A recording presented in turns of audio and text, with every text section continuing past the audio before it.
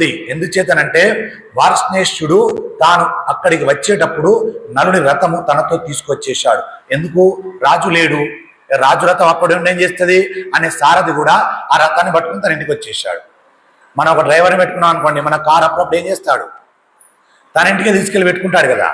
Owner లేడు 3 రోజులు, అక్కడ ఉంటే ఏమొస్తుంది అని తెచ్చుకొని తన ఇంట్లో పెట్టుకున్నట్టుగా ఈ రథసారథి వార్ష్ణేష్యుడు కూడా ఆ రథాన్ని తీసుకొని ఇక్కడికి వచ్చాడు ఋతుపర్ణుడి దగ్గరికి. వస్తే ఆయన చూశాడు, ఆయన ఆ రథమును అక్కడికి వచ్చేటప్పటికి ఉంది, ఆ రథమును తనతో తీసుకువచ్చాడు. కాబట్టి ఆయన ఆ రథము ఆ గుర్రములతో పాటు ఋతుపర్ణుడి దగ్గరికి వచ్చేసాడు. ఇక్కడ ఉద్యోగం చేసుకోవడానికి ఆయన వేరు గుర్రములు తీసుకువచ్చి రథమునకు పూంచుకున్నాడు. అప్పుడు నలుడు తన రథ స్వాములను చూపించి వాటితో రథమును పూంచమని చెప్పాడు. అప్పుడు వార్ష్ణేష్యుడు నలుడు రాజుగా ఉన్నప్పుడు తోలిన గుర్రములు రథమునకు పూంచాడు. ఋతుపర్ణుడు వచ్చి, ఇవి ముసలి గుర్రములు, ఇవి నలమహారాజు దగ్గర ఉంటే నా దగ్గర ఇప్పుడు పనికొచ్చాడు ఆ వార్ష్ణేష్యుడు, ఆయన దగ్గర పనిచేసేవాడు. ఇప్పుడు ఈ గుర్రాలు నడితే ముసలి గుర్రాలు ఏం పోతాయి, ఎలా నమ్ముతున్నావు? బాహుక వెళ్ళగలమా? మనము తెల్లవారేసరికి మనం అక్కడ ఉండగలమా, చేరుకోగలమా అని అంటున్నాడు. అంటే ఆయన అన్నాడు, ఋతుపర్ణుడు వచ్చి ఇవి ముసలి గుర్రములు, ఓపిక ఉన్న గుర్రములు కట్టలేకపోయావా అన్నాడు. అనగానే నలుడు మాట్లాడుతున్నాడు, బాహుకుడిగా ఉన్నటువంటి నలుడు మాట్లాడుతున్నాడు, సారథ్యం చేసేది నేను, అది ముసలి గుర్రాలైతేంది, ఓపిక ఉన్న గుర్రాలైతేంది, ఏవైతే ఏమిటి, నీకెందుకు బాధ, తీసుకెళ్లే బాధ్యత నాది. అవి గుర్రాలేమిటో, ఆ గుర్రాలేమిటో, ఆ రథం ఏమిటో నాకు తెలుసు, ఎక్కవలసింది అన్నాడంత ఒక మాట. ఆ రథం ఏమిటో నాకు తెలుసు, అవి ఏ గుర్రాలో నాకు తెలుసు అని అన్నాడు నల రూపంలో ఉన్నటువంటి బాహుకుడు. కాబట్టి కూర్చొండనగానే ఋతుపర్ణుడు వార్ష్ణేయుడు రథం ఎక్కారు. ఇద్దరు ఎక్కారు. మళ్ళీ ఈ యొక్క నలమహారాజు యొక్క దగ్గర పనిచేసినటువంటి రథసారథి కూడా వార్ష్ణేయుడు కూడా ఎక్కాడు. ఆ ఇద్దరు ఎక్కిన తర్వాత బాహుకుడు రథము తోలుతున్నాడు. బాహుకుడు రథము తోలుతుంటే ఋతుపర్ణుడు ఆశ్చర్యపోతున్నాడు. బాహుకుడు అన్నాడు, కానీ అంత దూరం తీసుకువెళ్ళగలడా అనుకున్నాడు ఋతుపర్ణుడు. రథములో కూర్చున్నటువంటి ఋతుపర్ణుడికి దూరంగా, ఆయన దగ్గర విద్య ఉంది కదా, ఆయన ఎలా నడుపుతున్నాడంటే బాహుకుడు అంటే నలుడు రథాన్ని కనురెప్ప వేసి తెరిచేలోపు దాదాపు కొన్ని కిలోమీటర్లు పట్టుకుపోతున్నాడు.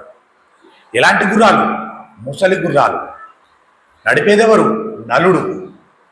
కూర్చున్నవారెవరు? ఋతుపర్ణుడు. అందులో ఉన్నవారెవరు? నలుడి యొక్క పూర్వపు రథసారథి. అందులో కూర్చుంటే ఆయన వాహనాన్ని, రథాన్ని ఎలా నడుపుతున్నాడంటే ఆశ్చర్యపోతున్నాడు ఋతుపర్ణుడు. ఋతుపర్ణుడు ఆశ్చర్యపోయి, ఋతుపర్ణుడి దగ్గర ఒక విద్య ఉంది కదా, ఏం విద్య? అక్ష విద్య ఉంది. అక్ష విద్య ఋతుపర్ణుడి దగ్గర ఉంది. ఆ అక్ష విద్యను ఇప్పుడు ఈయనకు చమత్కారం కలిగింది ఋతుపర్ణుడికి. ఈయన ఇంత వేడిగా, ఇంత వేగంగా రథాన్ని నడుపుతున్నాడే, ఇప్పుడు నా అక్ష విద్యను బయట పెడతా అనుకున్నాడు ఋతుపర్ణుడు. అనుకొని ఎంత వేగంగా పోతుంది అనడానికి చిన్న సంఘటన ఇక్కడ మనకు చూపించారు నన్నయ్య గారు. ఆయన అన్నాడు, అక్కడ కూర్చొని మళ్ళీ దూరంగా ఎక్కడో ఒక చెట్టు కనబడేది, మళ్ళీ దానికేసి పరిశీలనగా చూద్దామనేసరికి అది ఎంతో దూరంగా ఎక్కడికో వెళ్ళిపోయేది. అంటే రథము ఎంత వేగంగా వెడుతున్నదో చూడండి. ఆయన అలా ఆశ్చర్యంగా చూస్తుంటే ఆయన ఉత్తరీయము రథములోంచి కింద పడింది. ఇలా ఉత్తరీయం గాలికి వచ్చి ఇలా పడ్డంతే, పడేలోపు ఆగు అన్నాడు, ఆపు రథం అన్నాడు. అనేలోపు చాలా దూరం వెళ్ళిపోయింది రథం. అంటే అర్థం చేసుకోండి ఇక రథం ఎంత స్పీడ్తో ఉండదు. పడ్డది ఎంతసేపు? మనము టోపీ పెట్టుకుని పోతున్నాం బండి మీద, టోపీ కింద పడ్డది ఆగు అన్నాం. ఎంత సమయం పడదు దానికి? నిమిషం కూడా పట్టదు. పడగానే వెంటనే అన్నాం, అయ్యో నా ఖర్చు పడదో, నా టోపీ కింద పడ్డదో, ఆపు అన్నాం. నిమిషం కూడా పట్టదు సమయం. ఈ నిమిషంలోపు ఆయన దాదాపు 50 కిలోమీటర్లు కొట్టాడు బండిని. ఎలా నడుపుతారో చూడండి కొందరు. నలుడు ఆ రీతిలో నడిపాడు రథాన్ని. ఆయన ఒక్కసారి అలా చూస్తుంటే ఆయన ఉత్తరీయం రథంలోంచి కింద పడిపోయింది. వెంటనే అన్నాడు, బాహు రథమును ఆపు అన్నాడు. నా ఉత్తరీయం కింద పడింది అన్నాడు. దానిని వార్ష్ణేయుడు తీస్తాడు అన్నాడు.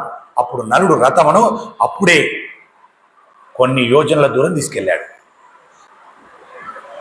అంటే మన భాషలో కిలోమీటర్లలో పెట్టుకుంటే 100 కిలోమీటర్లు అనుకుంటే ఈయన దాదాపు 10 కిలోమీటర్లు నడిపించాడు ఈ మాట అనేసరికి. రథాన్ని అంత వేగంగా నడిపిస్తున్నాడు. అప్పుడే ఆయన అంత యోజన దూరం వెళ్ళిపోయిందా, ఇక ఇప్పుడు ఆపడం కుదరదు అన్నాడు. ఉత్తరీయం కింద పడగానే ఉత్తరీయం తీసుకోవాలన్నటువంటి ఆలోచన పడిందయ్యా అనేటప్పటికీ ఆ రథం అంత దూరం వెళ్ళిపోయింది. నలుడి సారథ్యం అంటే అలా ఉంటుంది. అంత వేగంగా రథంను పోనిస్తున్నాడు. ఋతుపర్ణుడు బాహుకుడు సారథ్యం చూసి ఆశ్చర్యపోయి మాట్లాడుతున్నాడు. ఓయి బాహుక, నీవు గొప్పగా సారథ్యం చేస్తున్నావు. నీ దగ్గర ఎటువంటి అశ్వవిద్య ఉన్నదో నా దగ్గర అటువంటి ఒక విద్య ఉందయ్యా. నా దగ్గర అక్ష విద్య ఉన్నది. అక్ష హృదయం అనే విద్య ఉంది. దాని వలన సంఖ్యాశాస్త్రం నాకు వశమైపోయింది. నేను ఇలా చూస్తే లెక్క పెట్టేస్తాను. అదిగో చూడు, ఆ ఎదురుగుండా కనబడుతున్నటువంటి తాండ్ర చెట్టుకు ఆకులు, కాయలు, పళ్ళు కలిపి ఎన్ని ఉన్నాయో చెబుతాను, వినగలవా అన్నాడు. చెప్పండి, దాందేముంది అని ఆయన రథం నాపట్లేదు. అంతే స్పీడ్గా వెళ్ళిపోతున్నాడు, అంతే వేగంగా వెళ్ళిపోతున్నాడు. ఆయన ఎంత వేగంగా వెళ్తున్నాడో నలుడికి తెలుసు. ఈయన ఎంత వేగంగా లెక్క పెట్టగలడో ఋతుపర్ణుడికి తెలుసు. ఇప్పుడు ఆ ఎదురుగా వచ్చేటువంటి చెట్టును ఇలా కనురెప్ప వేసేలోపు చెట్లు దాటిపోతున్నాయి. ఈ వ్యవధిలో ఋతుపర్ణుడు లెక్క పెట్టేశాడు. లెక్కపెట్టి ఆయన అంటున్నాడు,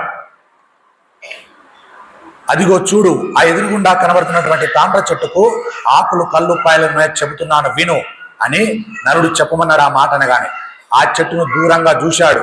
చూసి కనబడింది. వేగంగా రథం అక్కడికి వెళ్ళిపోయింది. ఇలా వచ్చి అలా వెళ్ళిపోయింది. మనం 100 స్పీడ్లో వెళ్తే ఒక చెట్టు స్పీడ్గా వెళ్ళిపోతుంది కదా, అలాంటి స్పీడ్తో చూశాడు ఋతుపర్ణుడు. ఆ వృక్షాన్ని చూసి ఒక్కసారి లెక్కబెట్టి చెబుతున్నాడు ఆయన. ఎన్నున్నాయో చెప్పనా? ఆ చెట్టుకు నా ఎదురుగుండా కనబడిన 2 కొమ్మలకు ఆకులు, పళ్ళు కలిపి 10,001 ఉన్నాయి. మిగిలిన కొమ్మలన్నింటికి కలిపి 2,095 ఆకులున్నాయి అన్నాడు ఋతుపర్ణుడు. అనగానే ఆశ్చర్యపోయాడు బాహుకుడైనటువంటి నలుడు. ఎందుకు ఆశ్చర్యపోయాడు? ఆయన వేగం తనకు తెలుసు.